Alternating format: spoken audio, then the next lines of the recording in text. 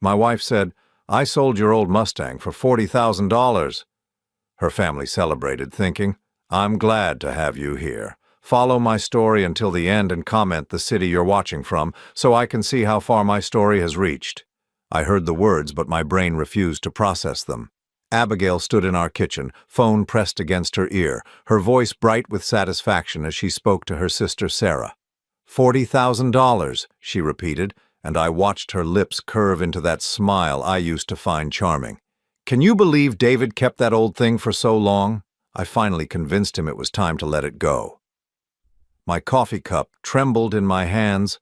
The Mustang, my 1967 Mustang Boss 429, the car my father and I had spent 18 years restoring together, bolt by bolt, weekend after weekend, until his hands became too weak to hold the tools.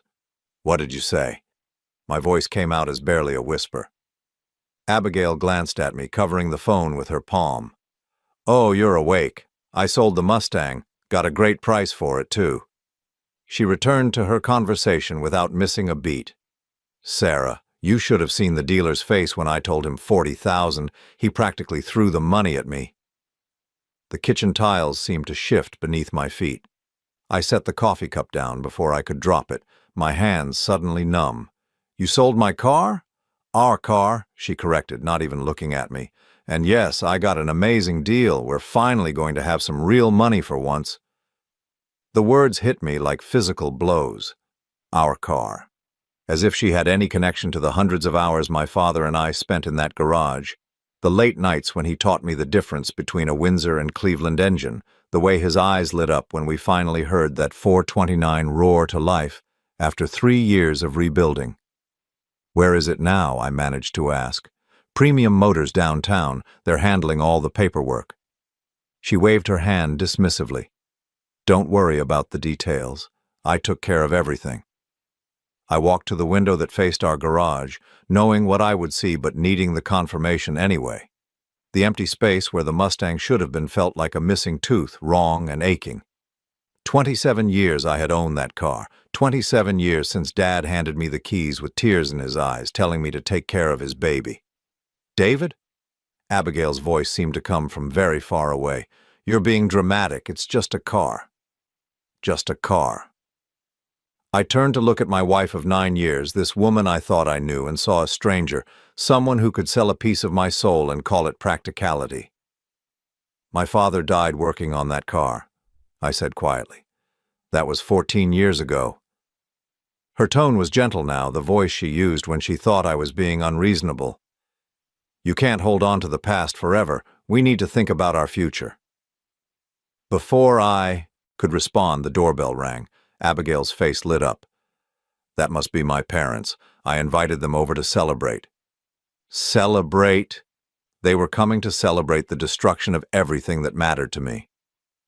I stood in the hallway as Abigail opened the front door, watching Margaret and James Wilson enter with bottles of champagne and faces full of excitement. Sarah followed behind them, already pulling out her phone to document the moment. "Where's the man of the hour?" Margaret asked, scanning the room until her eyes found me. "David, congratulations. $40,000. That's more money than some people make in a year." "Finally getting rid of that eyesore," James added with his typical bluntness. "I never understood why you kept that old rust bucket taking up garage space." Rust bucket. The car that had won 3 classic car shows. The car that automotive magazines had featured twice. The car that collectors stopped me on the street to admire. "We're thinking Europe," Sarah announced, spreading tourism brochures across our coffee table. "With 40,000, you could do London, Paris, maybe even Rome. Live a little for once." They continued talking around me, making plans for money that felt like blood money in my veins. I watched them flip through pictures of London hotels and Parisian restaurants, calculating costs and imagining adventures built on the grave of my most precious possession. "David's been quiet," Margaret observed, finally looking at me with those sharp eyes that never missed anything. "Are you okay, honey?" I could have told them then. Could have explained what that car really meant, how my father had searched 3 states to find that particular Boss 429, how we spent every Saturday for 6 years hunting down original parts. Could have described the way Dad's hands guided mine as I learned to rebuild a carburetor. The pride in his voice when the engine finally turned over, the tears we both shed when the restoration was complete. Instead, I said, "I'm fine." Because what was the point? They had already made their decision. The car was gone, sold to strangers who probably saw it as just another classic car to flip for profit. They would never understand that some things cannot be replaced, cannot be valued in dollars and cents. "You know what we should do?" Abigail was saying, her eyes bright with excitement. "We should take a cruise. One of those luxury ones that goes around the Mediterranean. I saw an ad for one that costs $35,000 for 3 weeks. $35,000, almost the entire amount she had received from my father's legacy. My phone buzzed against my leg. I pulled it out, expecting work emails, but the number on the screen made my stomach clench. Premium Motors. "I need to take this," I said, stepping out onto the back porch. "Mr. Hartley?" The voice on the other end was tense, almost panicked. "This is Rick Morrison from Premium Motors. We need to talk about the Mustang your wife brought in." "What about it?" "Sir, there's a problem, a big problem. We need you to come down here right away." "What kind of problem?" There was a long pause. "The kind that involves the police." The line went dead. I stared at the phone, my mind racing. Police? What could possibly involve the police about selling a car? Through the patio door, I could see my wife and her family still planning their celebration trip, still spending money that apparently came with complications none of us had anticipated. Abigail was laughing at something her father said, completely oblivious to whatever storm was brewing. I thought about the way my father used to run his fingers along the Mustang's freshly painted surface, checking for imperfections that only he could see. How he made me promise to never sell it to someone who wouldn't appreciate its history. "It's not about the money, son," he had told me the week before he died. "Some things are worth more than what people will pay for them." Now, as I watched my wife plan a European vacation with the proceeds from his life's work, I was beginning to understand what he meant, and something told me this story was far from over. I slipped my phone back into my pocket and walked inside, where the celebration continued without pause. They had no idea what was coming, neither did I. I couldn't sleep that night. Every time I closed my eyes, I saw my father's hands, weathered and oil-stained, guiding mine as we worked on the Mustang's engine. The memory was so vivid I could smell the WD-40 and hear the classic rock station playing softly in the background. Beside me, Abigail slept peacefully, her breathing steady and untroubled. How could she rest so easily after what she had done? How could someone sleep soundly knowing they had just destroyed 27 years of memories? At 3 in the morning, I gave up trying and made my way to the garage. The empty space where the Mustang used to sit felt like a wound that wouldn't stop bleeding. I ran my fingers along the oil stain on the concrete floor, the only evidence that my father's masterpiece had ever existed here. The workbench still held his tools, exactly as he had left them the last time we worked together. I picked up his favorite socket wrench, the one with the worn grip that fit perfectly in his palm. He had bought it in 1971, the same year I was born. "That car is going to be yours someday," he had told me when I was 12, watching him sand down the rear quarter panel for the 3rd time because the previous attempt hadn't met his standards. "But you have to earn it. You have to understand what it means to build something with your own hands." For 18 years, every Saturday morning meant the same thing. Dad would be in the garage by 7, coffee in hand, ready to tackle whatever piece of the restoration came next. Sometimes, we made significant progress, rebuilding the transmission or installing new suspension components. Other times, we spent entire weekends hunting through salvage yards for a single, specific part that had to be original. "Why does it have to be original?" I had asked him once when I was 16, frustrated after spending a day searching for a particular carburetor part that probably cost 50 cents new but was now impossible to find. "Because anything worth doing is worth doing right," he had answered, wiping his hands on the red shop rag he always kept in his back pocket. This car was built in 1967, and if we're going to bring it back to life, we're going to do it with respect for what it was meant to be. I found that same red shop rag now, folded neatly in the toolbox drawer where I had placed it after his funeral. The fabric was faded, stained with decades of honest work. I held it against my chest, remembering how proud he looked the day we finally finished the restoration. It was spring of 2010. Dad was already getting weaker, the cancer eating away at him despite the treatments, but he had insisted on being there when we started the engine for the first time in 18 years.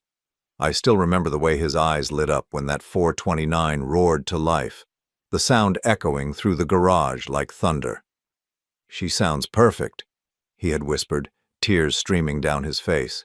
"We did it, son. We actually did it." 3 months later, he was gone. Heart failure, the doctors said. His body had simply given up the fight. But I knew better. He had held on long enough to hear that engine run one more time, long enough to know that his life's work was complete. The Mustang became my connection to him after that. Every Sunday I would take it out for a drive, following the same back roads we used to travel when I was learning to handle its power. I could almost hear his voice guiding me through the turns, reminding me to respect the machine. "Easy on the throttle," he would say. "Let her show you what she can do, don't force it." Now that connection was severed, sold to strangers who probably had no idea what they had bought. I was still standing in the garage at dawn when I heard Abigail moving around in the kitchen. The smell of coffee drifted through the house, followed by the sound of her morning routine, shower, hair, makeup, the same pattern every weekday for 9 years. When I finally came inside, she was dressed for work, looking fresh and unburdened. "You're up early," she said, not looking up from her phone as she scrolled through social media. "Couldn't sleep." "You're not still upset about the car, are you?" Her tone suggested that continuing to grieve would be unreasonable. "David, I know it had sentimental value, but we needed the money." Needed the money. We lived in a comfortable house, drove reliable cars, had steady incomes. We didn't need $40,000 for anything essential. We wanted it for luxuries, for European vacations, and experiences that would fade from memory in months. "Did you forge my signature?" The question came out before I could stop it. Abigail froze, her coffee cup halfway to her lips. "What?" "The title transfer. Did you sign my name?" For just a moment, her mask slipped. I saw something flicker across her face, something that might have been guilt or fear. Then the mask was back, and she was looking at me with wide, innocent eyes. "Of course not. I would never do something like that. I had power of attorney for the sale." I stared at her, trying to read the truth in her expression. "Since when do you have power of attorney for my personal property? We're married, David. What's yours is mine, remember?" She smiled, but it didn't reach her eyes. "Besides, you signed all those papers when we refinanced the house last year, don't you remember?" I didn't remember. But then again, Abigail had handled most of the paperwork for the refinancing, bringing me documents to sign while I was distracted with work or watching television. Had there been a power of attorney buried in all those forms? Had she been planning this for over a year? "I should probably call Premium Motors," I said, watching her reaction carefully. "Why?" The word came out too quickly, too sharp. "To make sure everything went smoothly. It's a lot of money." "Everything's fine, David. They're professionals. You don't need to micromanage every little detail." But something in her voice told me she was lying. Something in the way she wouldn't meet my eyes, the way her hands trembled slightly as she gathered her work things. My phone buzzed with a text message. "Rick Morrison from Premium Motors. Mr. Hartley, we really need to speak with you today. This is urgent. Please call as soon as possible." I looked up at Abigail, who was checking her appearance in the hallway mirror, apparently unaware of my phone notification. "I think I'll stop by Premium Motors on my way to work," I said casually.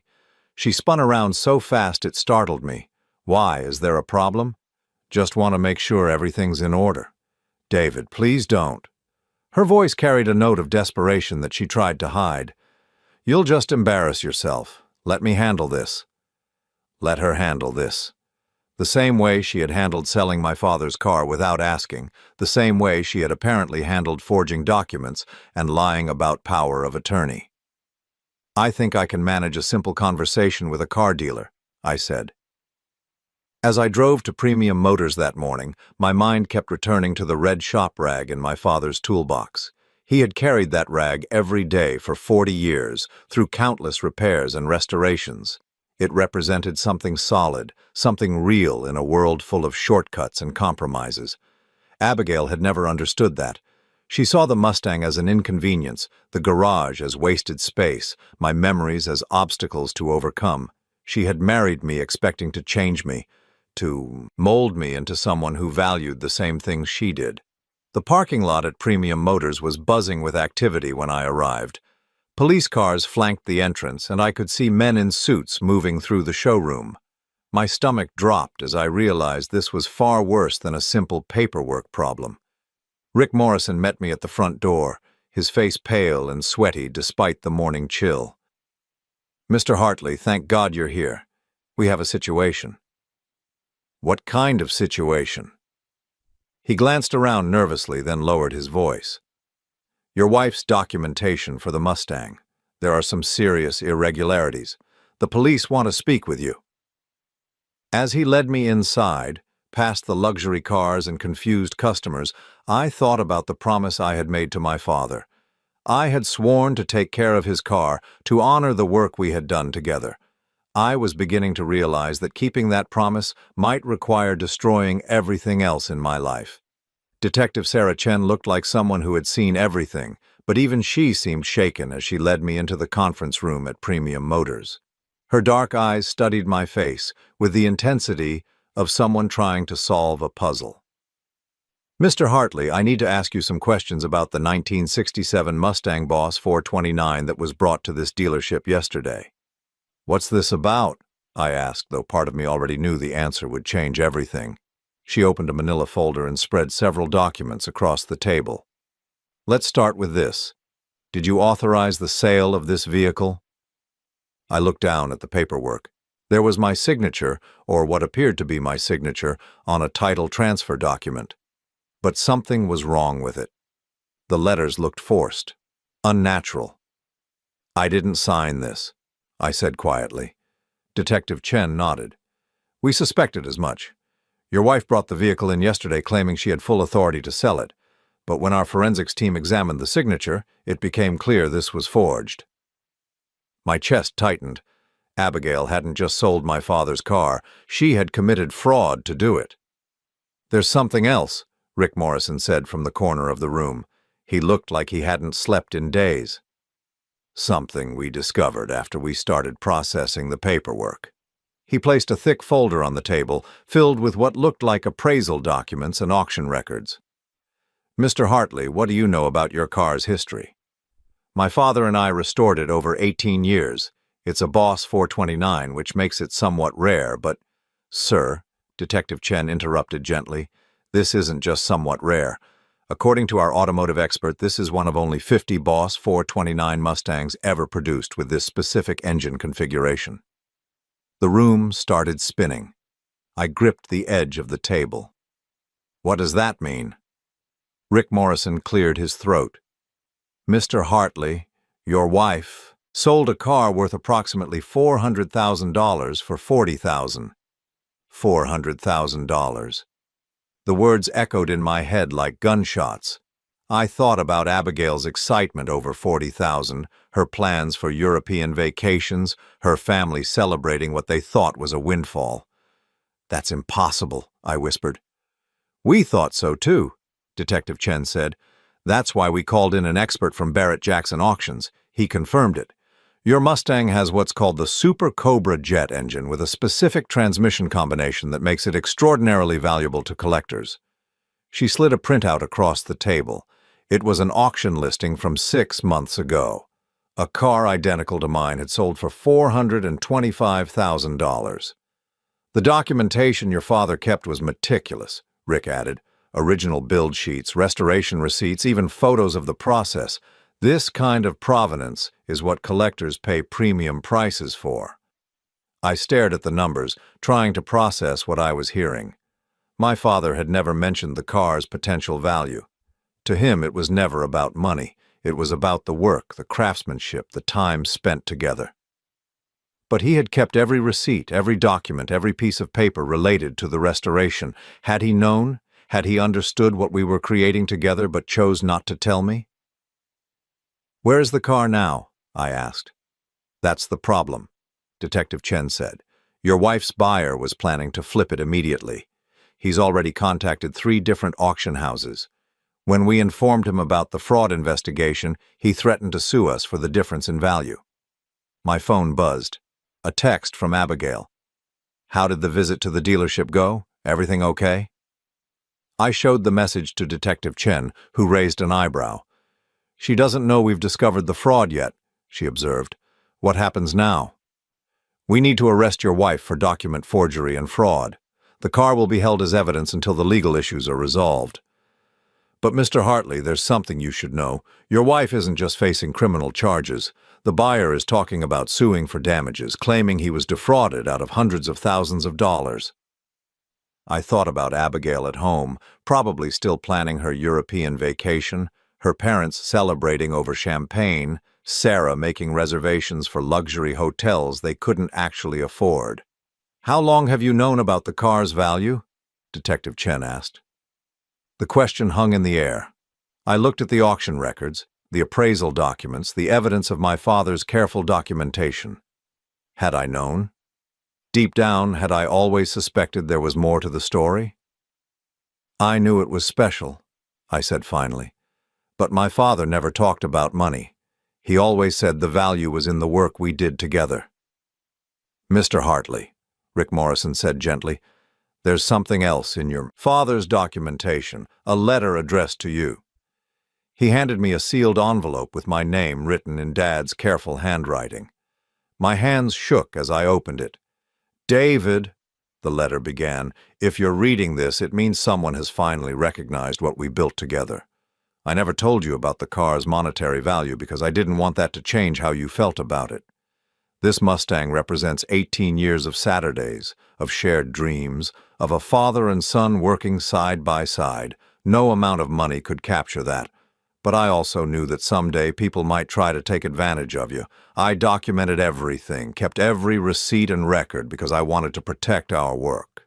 The car is yours now, son. Don't let anyone convince you it's worth less than what it truly represents.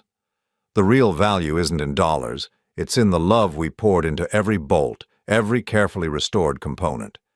But if someone ever tries to steal that from you, make sure they understand what they're really taking. Love, Dad." I sat back in my chair, the letter trembling in my hands. My father had known. He had always known. And he had prepared for this moment, for someone who might try to destroy what we had built. Detective Chen was watching me carefully. "Are you all right, Mr. Hartley?" I folded the letter and put it in my pocket next to my heart. "What do I need to do to get my car back?" "First, we need to complete the investigation. Your wife will need to be questioned about the forged documents. Then there's the matter of the buyer, who's demanding compensation for his losses." I stood up, feeling stronger than I had in years. For the first time since this nightmare began, I knew exactly what I was dealing with. This wasn't just about a car anymore. This was about justice, about honoring my father's memory, about standing up to people who thought they could take whatever they wanted. "Detective Chen, I want to press full charges against my wife for fraud, and I want my father's car back." She nodded. "We'll need you to come to the station later today to give a formal statement. And, Mr. Hartley, you should probably contact a lawyer. This is going to get complicated." As I drove home, I thought about the conversation I was about to have with Abigail. She was expecting me to return with simple confirmation that everything had gone smoothly.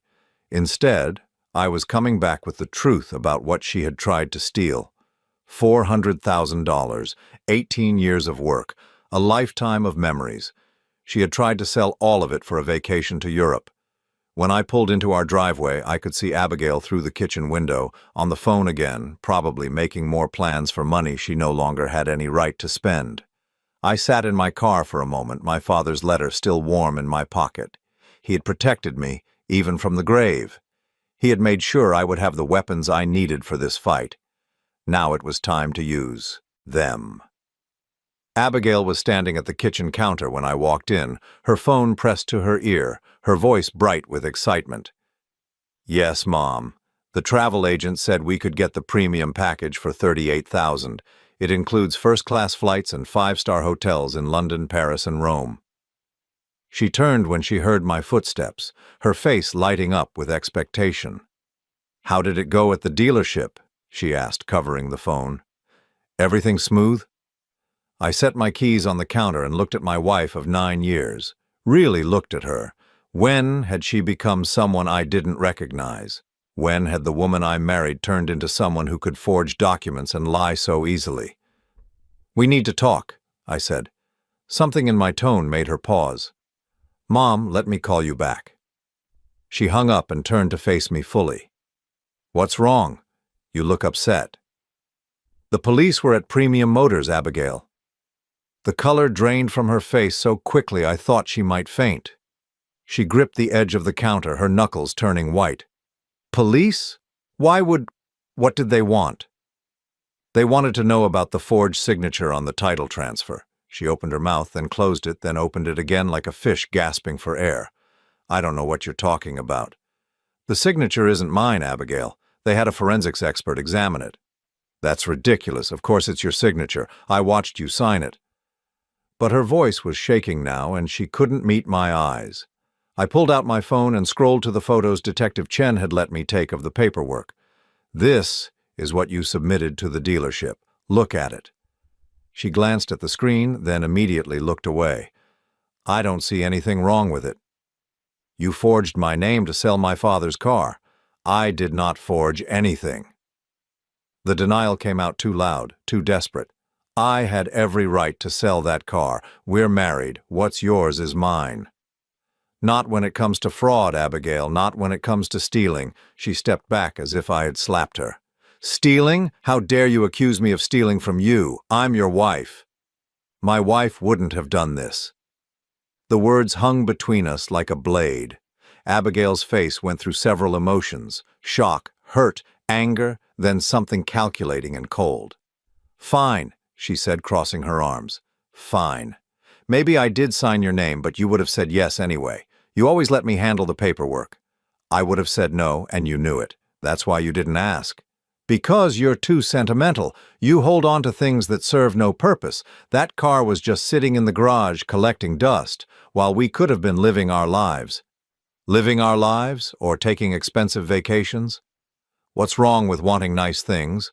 What's wrong with wanting to travel and see the world instead of staying home every weekend, polishing a car that nobody even sees?"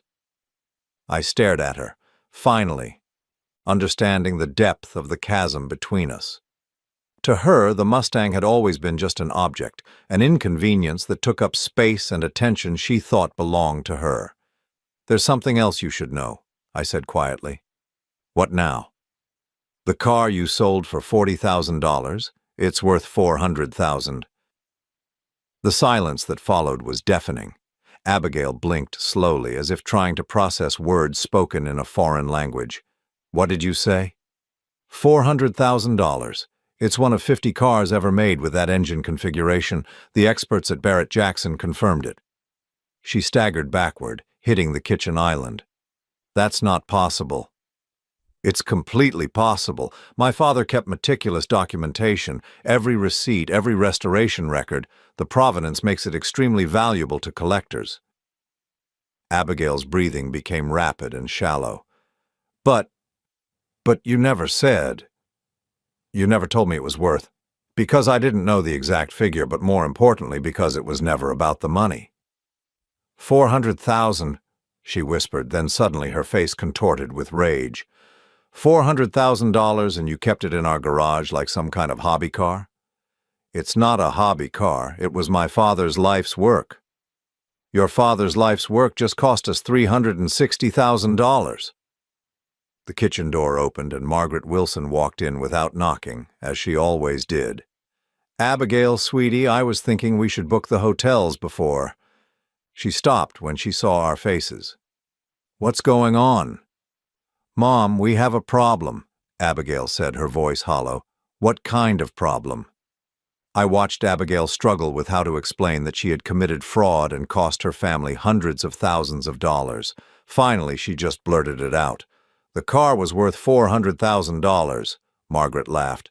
"Don't be ridiculous, honey. David's old car wasn't worth anywhere near that much."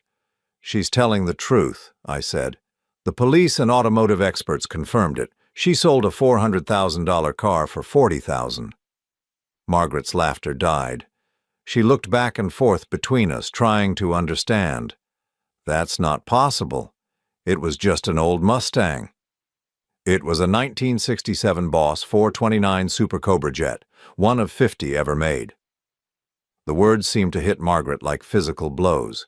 She sank into one of our kitchen chairs, her face going gray. "Oh my God," she whispered. "James already put a deposit on the cruise, $5,000 non-refundable." My phone rang. James Wilson's name appeared on the screen. "Don't answer that," Abigail said quickly. But Margaret was already reaching for her own phone. "I have to tell him, Sarah too, she was going to quit her job to come on the trip." "Nobody has to quit anything," Abigail said desperately. "We'll figure this out. Maybe the experts are wrong. Maybe it's not really worth that much." "The police have arrested the buyer who was trying to flip it at auction," I said. "They know exactly what it's worth." Margaret's phone was ringing. We could hear James's voice through the speaker, excited and loud. "Maggie, great news! I found a travel package that includes Switzerland. We could do 4 countries instead of 3. Margaret looked at me, then at Abigail, then at the phone in her hand. "James," she said slowly, "you need to come over here right now and call Sarah. Tell her not to quit her job." "Why? What's wrong? Just come over, now." She hung up and stared at us. "How much trouble are we in?" "You're not in trouble," I said. "Abigail is. She forged my signature to sell the car. That's fraud." "But we're family," Margaret protested, as if that somehow changed the legal reality. "Surely you're not going to press charges against your own wife." I thought about my father's letter, still folded in my pocket. I thought about 18 years of Saturday mornings, of shared dreams and careful restoration. I thought about the promise I had made to take care of his life's work. "She stole $400,000 from me," I said quietly. "What would you do?" Margaret opened her mouth to respond, but no words came out. Because we all knew what any reasonable person would do. The front door opened and James Wilson's voice echoed through the house. "Where is everyone? Maggie, you sounded strange on the phone." He appeared in the kitchen doorway with Sarah right behind him, both of them carrying travel brochures and looking excited. "We've been looking at tours of Tuscany," Sarah announced. "Dad thinks we could add Italy to the trip without going too far over budget." She stopped when she saw our faces. "What's going on?" James asked. Margaret looked at her husband and daughter, these people she loved who had been celebrating their good fortune just hours ago. "The car wasn't worth $40,000, she said simply. "So what was it worth?" James asked. $400,000. The travel brochures scattered across the floor as Sarah's hands went limp. James grabbed the back of a chair to steady himself. "That's not funny, Maggie." "It's not a joke," Abigail said, her voice barely audible. "The police confirmed it. I sold a $400,000 car for $40,000. The silence stretched on until Sarah finally found her voice. "But we already spent some of the money. Dad made deposits. I gave my boss notice." "I put $15,000 down on the cruise," James added, his voice hollow. "It's non-refundable." They all looked at me then as if I somehow held the solution to their problem, as if I could wave a magic wand and make their financial disaster disappear. But I wasn't their solution anymore. For 9 years, I had been the one who fixed things, who smoothed over problems, who made sure everyone was comfortable. Not this time. "The police want to see me at the station this afternoon," I said. "I'll be pressing full charges for fraud." "David, please," Abigail begged. "We can work this out. We're family." I looked around the kitchen at these people who had been so eager to celebrate the destruction of my most precious possession. People who had called my father's masterpiece a rust bucket and an eyesore. "No," I said quietly. "We're not." The police station smelled like disinfectant and burnt coffee. I sat across from Detective Chen in an interrogation room that had probably heard 1,000 confessions, watching her organize documents with methodical precision. "Mr. Hartley, before we begin your formal statement, I need to inform you about some developments in your case." My stomach tightened. What kind of developments? "Your wife hired an attorney, Marcus Webb from Webb & Associates. He's claiming this is all a misunderstanding between spouses, that you had given verbal consent for the sale." I let out a bitter laugh. "Verbal consent to forge my signature? That's what makes this complicated. He's arguing that you had discussed selling the car previously, that your wife reasonably believed she had permission to handle the transaction." "That's completely false." "I believe you. But proving intent to defraud in a marriage is more complex than you might think. Webb is good at creating reasonable doubt." She leaned back in her chair, studying my face. "However, we have some leverage. The buyer who purchased your Mustang? His name is Richard Blackstone. He runs a high-end car flipping operation, and when he discovered the true value, he didn't just threaten to sue the dealership." "What did he do?" "He's filed criminal charges against your wife for fraud and against Premium Motors for facilitating the sale of stolen property. He's also filing civil suits seeking the full $400,000 in damages." The room felt like it was spinning. $400,000 in damages. Plus legal fees and punitive damages. He's claiming emotional distress, lost business opportunities, damage to his reputation. If he wins, your wife could be liable for close to $500,000. I thought about the Wilson family gathered in my kitchen just hours ago, their faces gray with shock as they realized what Abigail's actions had cost them. James had already lost $15,000 on cruise deposits. Sarah had quit her job. Margaret was calculating how much of their retirement savings they would need to liquidate. "There's more," Detective Chen continued. "We executed a search warrant on your home this morning." "A search warrant? For what?" "Your wife's attorney claimed she had documentation proving you had authorized the sale. We needed to verify that claim." She slid a manila envelope across the table. "We didn't find any such documentation, but we found these." I opened the envelope and felt my blood turn cold. Bank statements, investment portfolios, insurance policies, all in Abigail's name only, some dating back 3 years. "Your wife has been systematically moving assets out of joint accounts," Detective Chen explained. "The house refinancing you mentioned? She didn't just add a power of attorney clause, she also removed your name from the deed." My hands shook as I flipped through the documents, checking accounts, savings, even my retirement fund.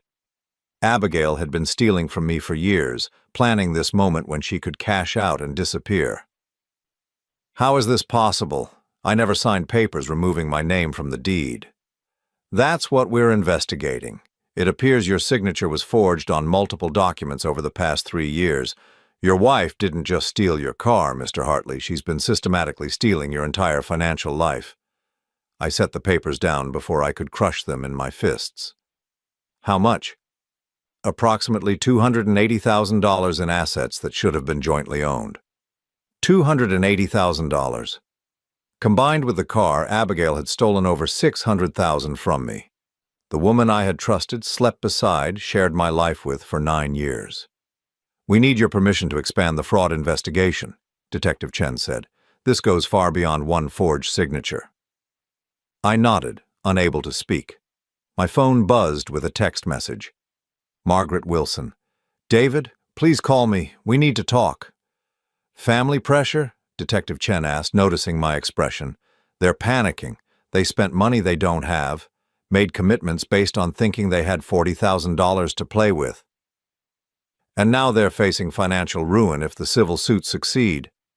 Another text, this one from James Wilson.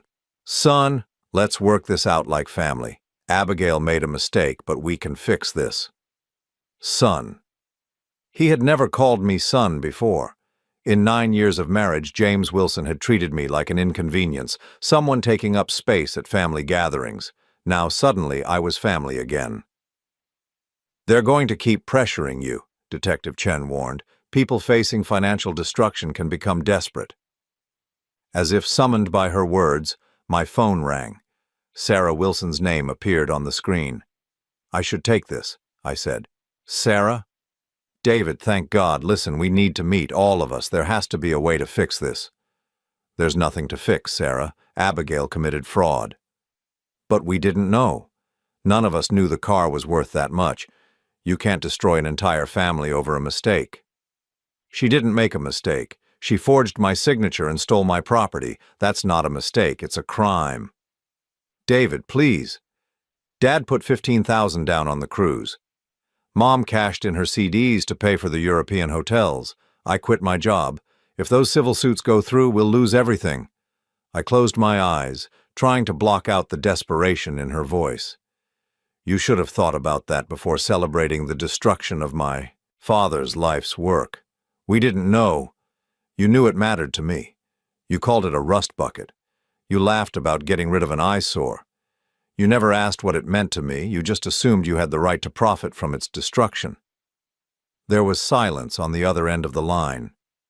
"Sarah, I'm not responsible for fixing the consequences of Abigail's crimes. She's your wife." "Not for much longer." I hung up and looked at Detective Chen, who had been listening to the conversation with interest. "Family loyalty is a powerful weapon," she observed. "They're going to keep trying to make you feel guilty for protecting yourself." "I know. Are you prepared for that pressure? It's only going to get worse when the criminal charges are filed officially." Before I could answer, my phone rang again. This time it was Abigail herself. "David, where are you? We need to talk. Webb says if you drop the charges, we can work out a civil settlement. You could get your car back and we could move forward." "Move forward? You stole over $600,000 from me." "What are you talking about? I sold one car." "The police found your other forgeries, Abigail. The bank accounts, the house deed, the investment portfolios. You've been stealing from me for years." The silence stretched so long I thought she had hung up. "Abigail?" "I was protecting our future," she said finally, her voice small and broken. "You don't understand business. You would have made poor decisions. So you decided to make them for me by stealing my money? It's our money. We're married." "Not anymore. I'm filing for divorce and I'm pressing every criminal charge available." "David, you're angry. I understand that. But if you destroy me, you destroy my whole family. Is that really what you want?" I thought about Margaret and James, facing retirement with their savings depleted. Sarah, unemployed and scrambling to explain to her former boss why she couldn't return. The cascade of financial ruin that would follow if the civil suit succeeded. Then I thought about my father's hands guiding mine as we rebuilt a carburetor on a Saturday afternoon. The pride in his voice when the engine finally ran. The letter he had left me, warning me that someday someone might try to steal what we had built together. "You should have thought about your family before you decided to steal from mine," I said, and hung up. Detective Chen was watching me with something that might have been respect. "That was the right choice," she said. "It doesn't feel right, it feels necessary." "Sometimes those are the same thing." She gathered the documents back into their folders. "We'll need you to come in tomorrow to sign the expanded fraud complaint, and Mr. Hartley, you should probably change the locks on your house and check your credit reports immediately." As I drove home, my phone buzzed constantly with calls and texts from the Wilson family. Each message was more desperate than the last, offering compromises and deals, promising that Abigail would make amends if I would just drop the charges. But I wasn't interested in their compromises anymore. For 9 years, I had compromised. I had accepted their dismissive attitude toward my interests, their assumption that my feelings mattered less than their convenience. I had smiled and nodded when they mocked the things I cared about. The compromise had been entirely one-sided, and I was done. When I pulled into my driveway, I saw Abigail's car in the garage and lights on throughout the house. She was inside, probably packing, probably planning her next move. I sat in my car for a moment, my father's letter still in my pocket, and made a decision that would change everything. It was time to stop being reasonable. It was time to fight. 6 months later, I stood in my garage, running my hand along the familiar curves of my father's Mustang. The 1967 Boss 429 gleamed under the fluorescent lights, every surface perfect, every component exactly as it should be. The legal battles were finally over. Abigail had been sentenced to 18 months in prison for fraud and identity theft. The civil suits had resulted in the seizure of every asset she had stolen, plus damages that would follow her for years to come. The Wilson family had lost their house, their retirement savings, and their dreams of European vacations. But none of that mattered now as I turned the key and heard the 429 roar to life. The engine sounded exactly as it had the day my father and I completed the restoration 14 years ago. Deep, powerful, alive with the sound of honest American muscle. I let it idle for a moment, listening to the rhythm that had become the soundtrack to my best memories. Detective Chen had called the previous week to tell me the case was officially closed. "Your car will be released tomorrow," she had said. "Premium Motors is handling the transfer back to you. They're also covering all the storage and insurance costs as part of their settlement agreement." "What about Blackstone, the buyer?" "He dropped his civil suit against you once we proved the fraud charges. Turns out he's had his own legal problems with questionable car transactions. He didn't want the scrutiny." I had driven to Premium Motors that morning, my hands shaking slightly as Rick Morrison handed me the original keys. The same keys my father had pressed into my palm 27 years ago, telling me to take care of his baby. "I'm sorry for everything you went through," Rick had said. "We never should have processed that sale without verifying the documentation more carefully." "You weren't the one who committed fraud," I had replied. "You were victims too." Now, sitting behind the wheel in my own garage, I felt something I hadn't experienced in years. Peace. The kind of deep, settled calm that comes from knowing you've fought for something that mattered and won. My phone buzzed with a text message. Sarah Wilson. "David, I know you probably don't want to hear from us, but I wanted you to know Mom's doing better. The new apartment is small but clean, and Dad found work at the hardware store. I'm working 2 jobs now. We're surviving." I stared at the message for a long moment before typing back, "I'm glad you're all safe." It was the first contact I'd had with any of them since the sentencing hearing.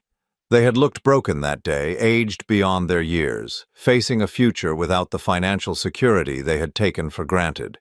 Margaret had cried when the judge read Abigail's sentence. James had simply stared straight ahead, his face gray with shock.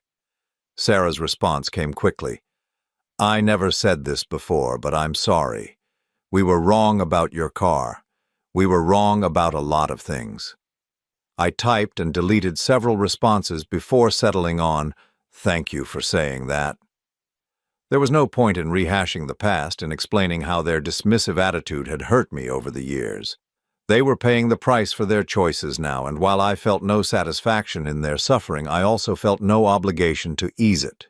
I put the phone away and pulled out of the garage, following the same back roads my father and I used to take when I was learning to handle the Mustang's power.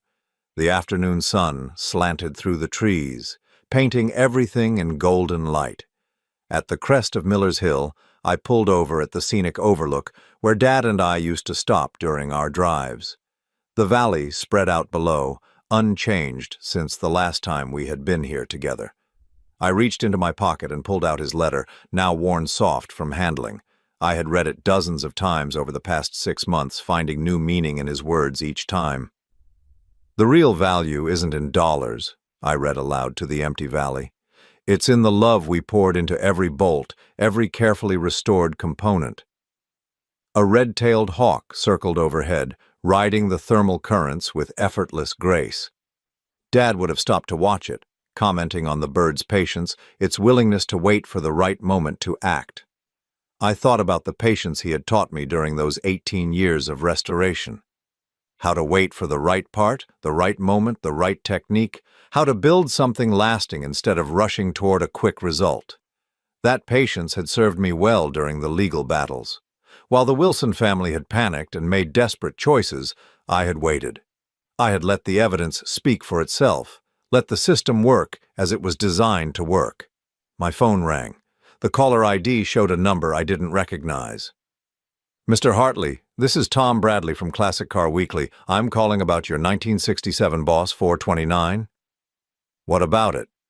We'd like to feature it in an upcoming article about barn finds and hidden treasures. The story of its recovery has become something of a legend in the collector community." I smiled, thinking about how my father would have reacted to his life's work being called legendary. "Mr. Bradley, the car was never lost. It was just loved by people who understood what it represented." "That's exactly the kind of perspective we're looking for. Would you be willing to be interviewed?" I considered the offer. Part of me wanted to keep the car private, to protect it from the kind of attention that turns passion into commerce. But another part of me thought my father would want people to know about the work we had done together, about what could be accomplished with patience and dedication. "I'll think about it," I said. "There would be compensation, of course. This kind of feature typically pays $5,000.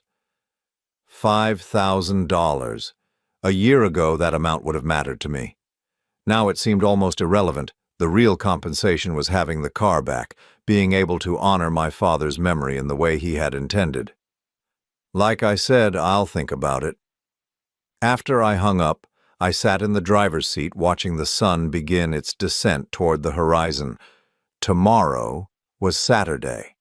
For the first time in 6 months, I would be able to spend it the way my father and I always had, in the garage, working on something that mattered. The Mustang didn't need any major restoration work, but there were always small things to maintain, adjustments to make, surfaces to clean and polish. The kind of meditative work that connected me to 18 years of shared Saturday mornings. I started the engine and pulled back onto the road, heading home through the gathering twilight. The Mustang's headlights cut through the dusk as I drove past the house where Abigail and I had lived together, now empty and for sale. The Wilson family had moved to a small apartment across town, their dreams of European travel replaced by the reality of rebuilding their lives.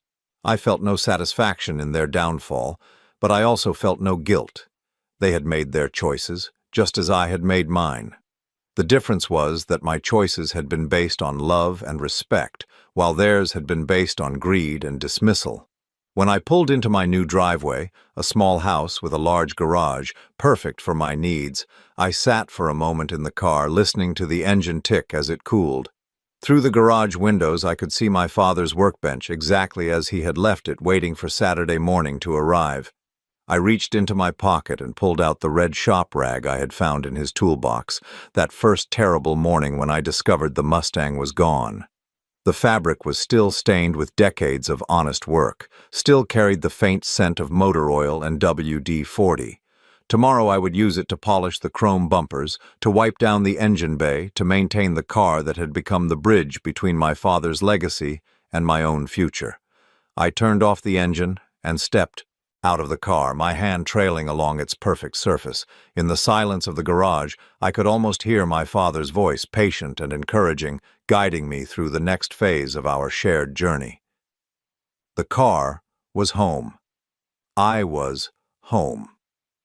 And for the first time in years, that was enough. I walked into the house, leaving the garage light on so the Mustang wouldn't sit in darkness. Through the kitchen window, I could see it gleaming under the fluorescent bulbs, patient and beautiful and exactly where it belonged. On the refrigerator, held by a simple magnet, was my father's letter, not the one from his final documentation, but an older one he had written to me when I was 25, just before he got sick. "Son," it read, "the most important thing I can teach you is that some things in this world are worth fighting for, not because they're valuable, but because they represent something that can't be replaced. Love, honor, integrity. These things have to be defended sometimes. I hope you never have to learn that lesson the hard way, but if you do, I know you'll make the right choice." I had made the right choice, and now finally I was free.